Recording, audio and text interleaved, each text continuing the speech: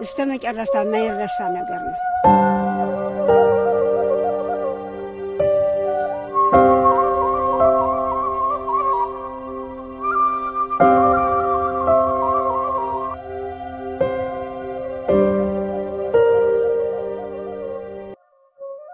የማይሻር ጠባሳ፣ የማይረሳ ቁስል።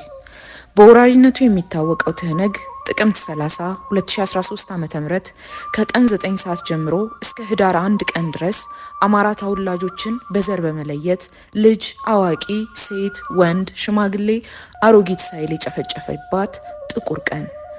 ፖሊሲ ቀርጾና በልዩነት አማራን የማጥፋት ዘመቻን በወረቀት አስፍሮ ለ50 ድፍን ዓመታት በወልቃይት ጠገዴ አካባቢ ከርስታቸው በማፈናቀልና የጅምላ እስር በማድረግ እንዲሁም አማራ በመሆናቸው ብቻ የፈጸመው በማይካድራ በግላጭ ጭፍጨፋን በማድረግ አረመኔነቱን ያሳየበት ዕለት ነበረች።